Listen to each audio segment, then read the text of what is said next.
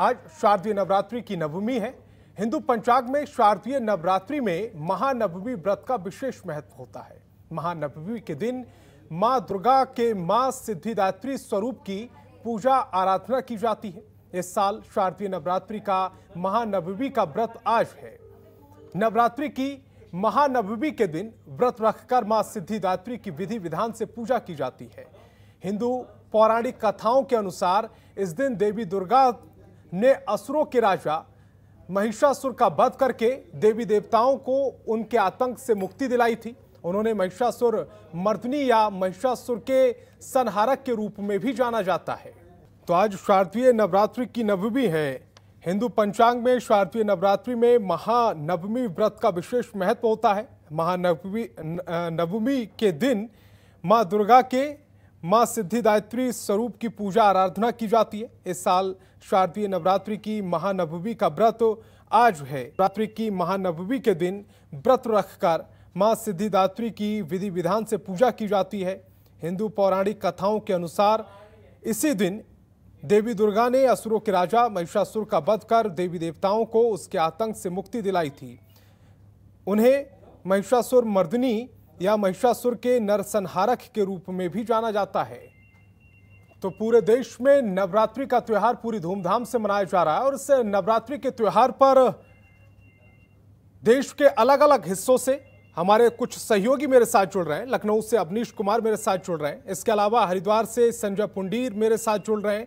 प्रयागराज से अमित मिश्रा मेरे सहयोगी मेरे साथ जुड़ रहे हैं। इसके अलावा देहरादून से अजय पांडे मेरे सहयोगी मेरे साथ जुड़ रहे हैं। सबसे पहले लखनऊ का रुख करेंगे। अवनीश मेरे साथ लखनऊ से है। अवनीश, नवरात्रि का आज विशेष दिन है और आज नवरात्रि के दिन लखनऊ में, जो कि अपने आप में एक बड़ा शहर है और उत्तर प्रदेश की राजधानी है, वहां किस तरह की रौनक देखने को मिल रही है?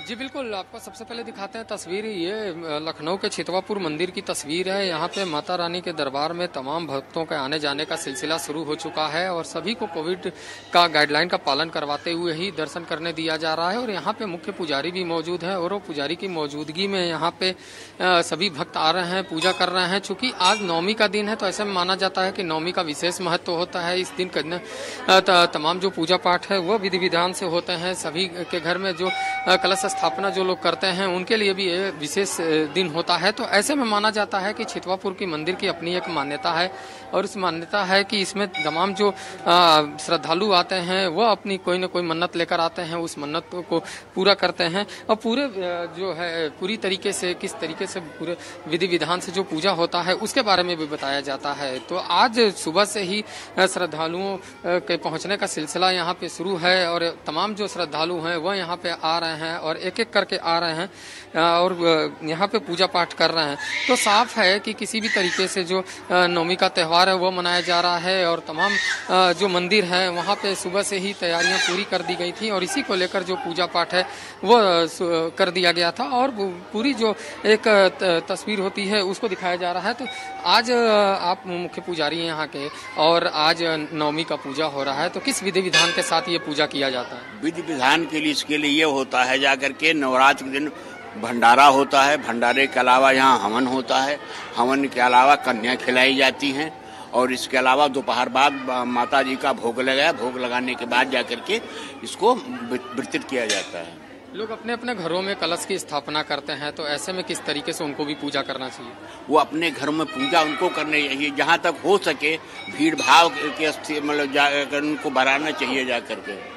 कोरोना का दौर चल रहा था, ऐसे में मंदिर में ज्यादा भीड़ न हो, इसके लिए क्या प्रबंध किए? इसके लिए व्यवस्था ये की गई है कि हवन कम से कम लोग यहाँ करके करें, भंडारा हो सीमित स्तर पर करें जाकर के। इसके अलावा जो कन्याएं खिलाई जाती है कुछ अपने घर में खिलाते हैं, कुछ जाकर के यहाँ खिला देते हैं। तो कुल मिलाकर साफ है कि जो आज की पूजा है उसका विशेष महत्व होता है क्योंकि नवरात्र का चूंकि आज आखिरी दिन है तो ऐसे में जितने भी मंदिर हैं वहाँ पे बनाने के बाद आज व्रत खत्म होते हैं। पूजा के बाद अन्न ग्रहण किया जाता है और ऐसे में आज के दिन का बहुत बड़ा महत्व होता है। और धर्मनगरी हरिद्वार का भी रुख कर लेते हैं। वहां से संजय पुंडीर मेरे सहयोगी लगातार बने हुए हैं। हरिद्वार में किस तरह की रौनक देखने को मिल रही है संजय? वहां पर जो श्रद्धालु हैं, माता के भक्त हैं, उनमें किस तरह की चेतना देखने को मिल रही है, उत्साह देखने को मिल रहा है? बिल्कुल संतोष, यूं तो धर्मनगरी हरिद्वार को काफी मान्यता है और जो मनसा देवी मंदिर भी है, चंडी देवी मंदिर भी है, यहाँ पे अलग अलग मान्यता है। लेकिन आज आपको बता दें शारदीय नवरात्रों की आज नवमी पूजन है और सुबह से ही जो श्रद्धालु है, अगर ग्रामीण क्षेत्र की बात की जाए या शहरी क्षेत्र की बात की जाए, तमाम जगह जो मंदिर है वहाँ जयकारों से गूंज रहे हैं। इस वक्त हम एक सिद्ध मंदिर में मौजूद है जो हरिद्वार के शिवालिक नगर स्थित है, सिद्ध मंदिर कहा जाता है। और सुबह से ही जो भक्त हैं यहाँ आस्था के साथ पूजा अर्चना कर रहे हैं। यूं तो 9 दिनों में ही अलग अलग माताओं की, अलग अलग देवियों की पूजा की जाती है, लेकिन आज का ये पर्व जो पड़ने वाला है, सुबह से ही जो भक्त हैं, श्रद्धालु है, माता के जयकारों के साथ पूजा कर रहे हैं। और आप देख सकते हैं कि किस तरह से जो भक्त हैं सुबह से ही पूजा अर्चना के साथ यहाँ मन्नतें मांग रहे हैं, हालांकि श्रद्धा के साथ पूजा कर रहे हैं। बिल्कुल कुछ भक्त भी हमारे साथ हैं, इनसे भी हम बात करेंगे। जी क्या नाम है आपका? आरवी शर्मा। आज आप पूजा कर रहे हैं और नवमी का पर्व है, किस तरीके से देखते हैं? तो ये तो हम नहीं कह सकते, श्रद्धा भाव पूरा होना चाहिए इंसान के अंदर। श्रद्धा भाव से जो पूजा करेगा भगवान की, उसे भगवान फल देंगे। तो बिल्कुल और भी श्रद्धालुओं के हम पास जाएंगे कि किस तरह से जो भक्त है यहाँ से सुबह से ही पूजा अर्चना कर रहे हैं। साफ कहा जा सकता है कि जो माता के 9 दिन होते हैं उनमें सभी देवियों की अलग अलग मान्यता है और आज सिद्धार्थ जो माता है उनकी पूजा है। इस वक्त कुछ श्रद्धालु हमारे साथ है, आप देख सकते हैं किस तरह से अपने कैमरे से कहेंगे दिखाए दर्शन, माता के दर्शन अपने जनतंत्र।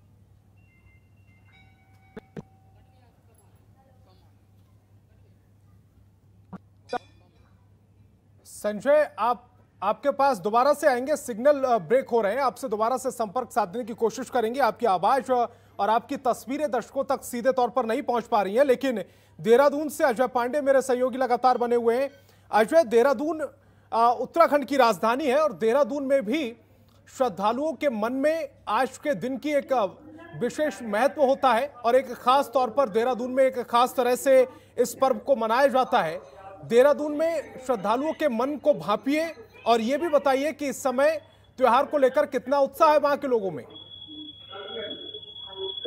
देखिए संतोष, राजधानी देहरादून समेत पूरे उत्तराखंड में धूमधाम से आज महानवमी का पर्व मनाया जा रहा है और आज के पर्व के दिन, आज का दिन विशेष है। 9 दुर्गा के आज सिद्धदात्री देवी की पूजा यानी माँ दुर्गा की पूजा की जाती है और माँ दुर्गा सभी भक्तों की मनोकामनाओं को पूर्ण करती हैं। जो भक्त यहाँ पर आते हैं मनोकामनाएं लेकर के आते हैं, देवी के पूजन करते हैं और जो भी श्रद्धा से मांगते हैं, माँ देवी दुर्गा उनकी सभी मनोकामनाओं को, उनकी मुराद को पूरी करती है। और पूरे विधि विधान के साथ यहाँ राजधानी देहरादून में भी पूजन किया जा रहा है और तमाम लोग जिन्होंने अपने घर में कलश स्थापना की है वो लोग आज नवमी के दिन कन्या पूजन करेंगे और कई लोगों ने अष्टमी के दिन भी कन्या पूजन किया है। हमारे साथ ये मंदिर के पुजारी मौजूद हैं, पंडित जी, इनसे बातचीत करते हैं।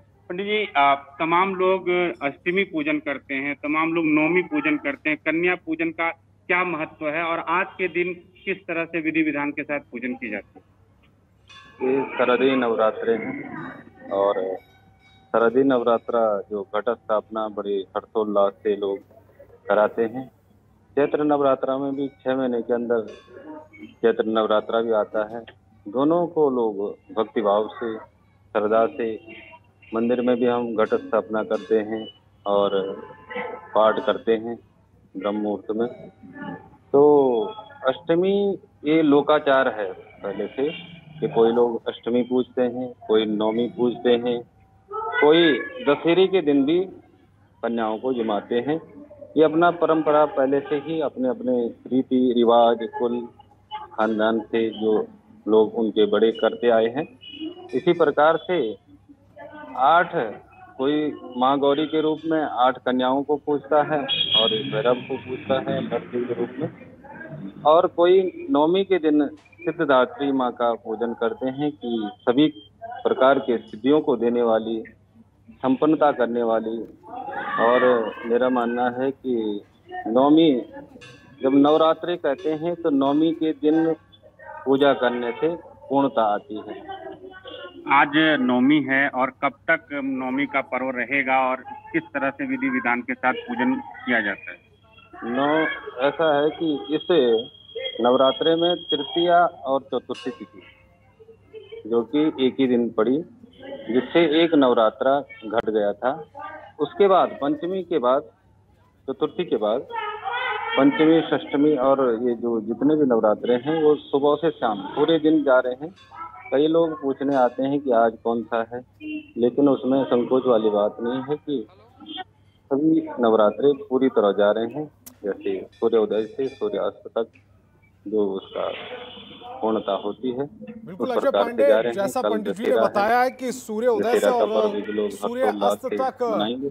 आज नवरात्रि का त्योहार है और श्रद्धालुओं की जो संख्या है वो मंदिरों में साफ तौर पर देखी भी जा रही है। अच्छी खासी तादाद में जो श्रद्धालु हैं वो माता को मनाने के लिए, उनकी पूजा के लिए जा रहे हैं। उसके अलावा जो 9 कन्याओं को आज खाना खिलाने का, भोजन कराने का एक विशेष महत्व है, उसके भी बारे में उन्होंने बताया। सीधा प्रयागराज का रुख करेंगे जहां पर मेरे सहयोगी अमित मिश्रा बहुत देर से लगातार बने हुए हैं। अमित मिश्रा, प्रयागराज एक ऐसी स्थली जिसे देवभूमि भी कहा जाता है, यानी कि प्रयागराज का अपने आप हिंदू जो सनातन धर्म है उसमें विशेष महत्व है। प्रयागराज में आज के दिन को किस तरह से सेलिब्रेट किया जा रहा है, किस तरह से श्रद्धालु इसे मना रहे हैं?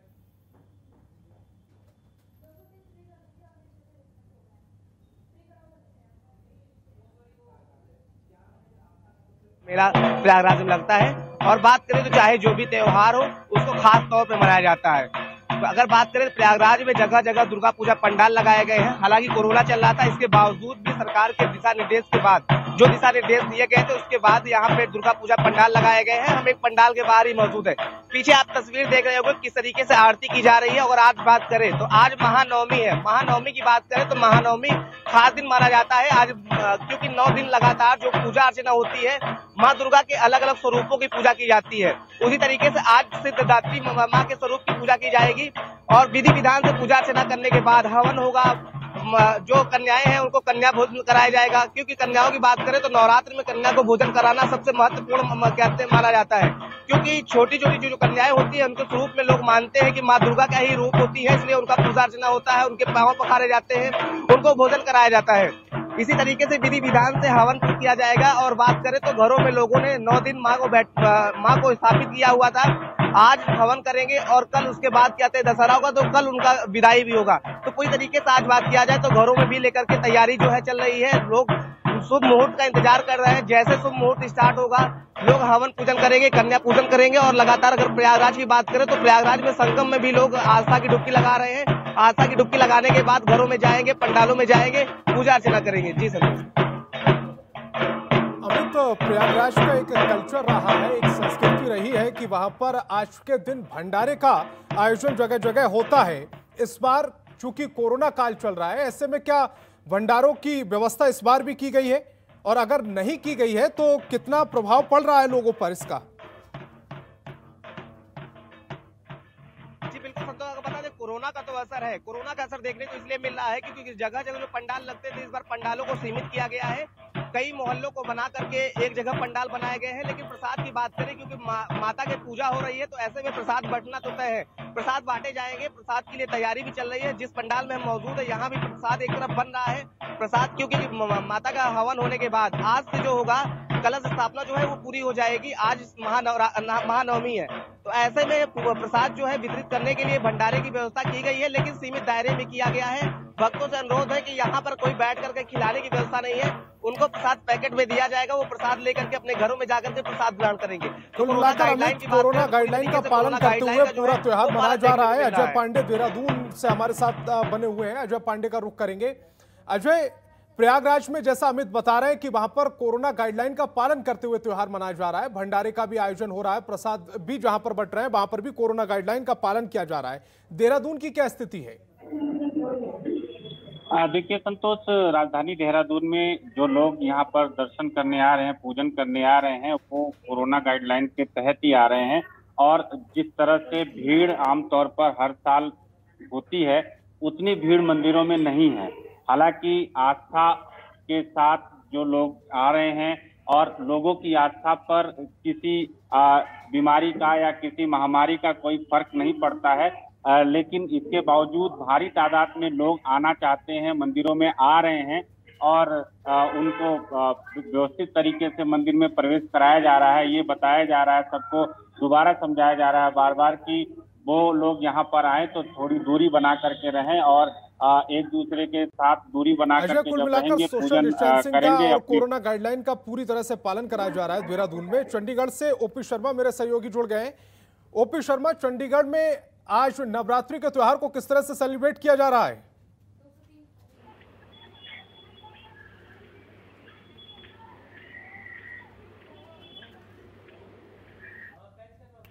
ओपी शर्मा, मेरी आवाज मिल रही है?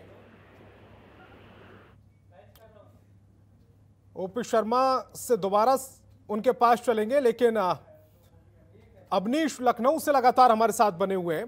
अवनीश, जैसा अजय पांडे देहरादून से और अमित मिश्रा प्रयागराज से बता रहे थे कि वहां पर कोरोना गाइडलाइन का पालन करते हुए त्योहार को मनाया जा रहा है। मंदिरों में हर साल की अपेक्षा इस बार थोड़ी सी भीड़ कम है, लेकिन श्रद्धालु अभी भी मंदिरों में पहुंच रहे हैं।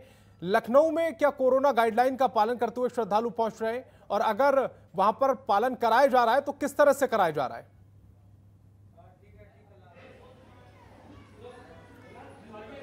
अवनीश, मेरी आवाज मिल रही है?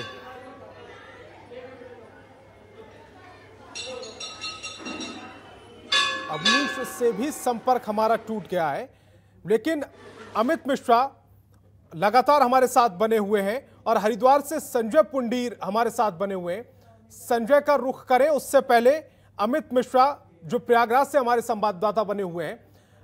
अमित, प्रयागराज में आपने बताया कोरोना गाइडलाइन का पालन करते हुए त्योहार को मनाया जा रहा है। श्रद्धालुओं की संख्या भी उतनी नहीं है हर साल की अपेक्षा, लेकिन जितनी पिछले साल से तुलना करें तो पिछले साल की अपेक्षा इस बार थोड़ी सी संख्या बढ़ी है। ऐसे में एक भंडारे का बड़ा खास आयोजन होता है प्रयागराज में। आपने बताया कि भंडारों का आयोजन हो रहा है, लेकिन उतनी बड़ी तादाद में नहीं हो रहा। लेकिन स्टूडेंट्स भी प्रयागराज में बहुत हैं, आईएएस पीसीएस की प्रिपरेशन करने वाले, वनडे एग्जाम की प्रिपरेशन करने वाले छात्रों में किस तरह का उत्साह नजर आ रहा है? बिल्कुल संतोष, आपको बता दें कि अगर बात करें तो इलाहाबाद प्रयागराज जो है वो ऑक्सफोर्ड कहा जाता है और यहाँ पर तैयारी करने वाले काफी संख्या में लोग आते हैं। ऐसे में नवरात्र का दिन चल रहा है तो हर कोई चाहे तैयारी करे, उसके बावजूद भगवान माता का पूजा अर्चना करना सबको ही पसंद करते हैं, सबको ही पूजा अर्चना करते हैं और मनोकामना करते हैं कि जो वो तैयारी कर रहे हैं, जो भी वो परीक्षा देने जा रहे हैं, उसमें उनको सफलता हासिल हो। ऐसे में 9 दिन के कुछ ऐसे छात्र भी देखे जाते हैं जो 9 दिन का व्रत रहते हैं, माँ को स्थापित करते हैं अपने कमरे में, उनकी पूजा अर्चना करते हैं। तो उनके लिए भी काफी महत्वपूर्ण ये दिन माना जाता है, क्योंकि 9 दिन की जो तपस्या होती है, आज जो माँ के नवरात्र के जो दिन होता है सबसे महत्वपूर्ण आज महानवमी माना जाता है।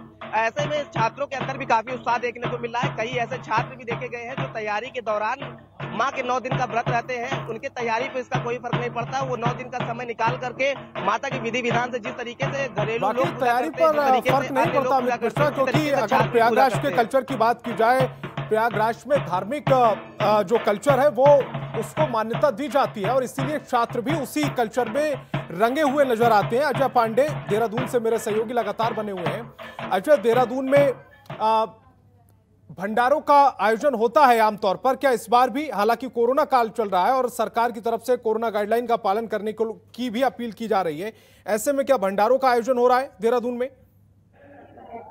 देखिए संतोष, तमाम जगहों पर इस तरह के कार्यक्रम आयोजित किए जाते हैं, लेकिन जो सीमित संख्या कर दी गई है उसको लेकर के जो आयोजक हैं वो हर जगह यही बता रहे हैं कि लोग सीमित संख्या में आए। और हालांकि उत्तराखंड में कोरोना के जो संख्या है, जो तादाद थी पहले बढ़ी हुई थी, अब काफी कम है और एक तरफ से नाम मात्र की ही बात कह सकते हैं। लेकिन अभी भी प्रशासन की ओर से कई जगहों पर सख्ती बरती जा रही है, लोगों को निर्देश दिए जा रहे हैं कि वो गाइडलाइन का पूरी तरह से पालन करें और अपने परिवार के बचाव को लेकर के कार्य करें।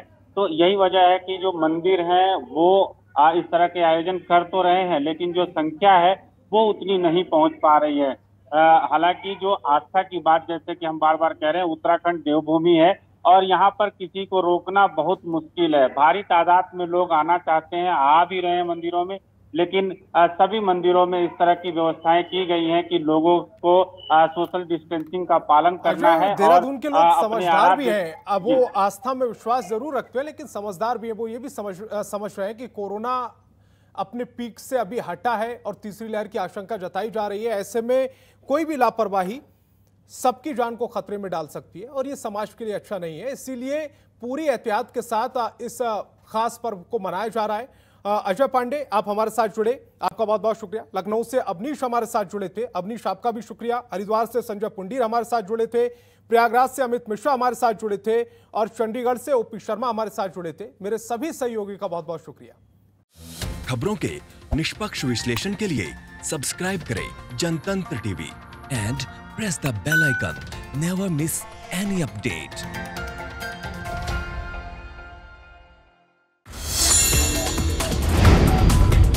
Download the Janatantra TV app, available on Google Play and App Store. Download it now.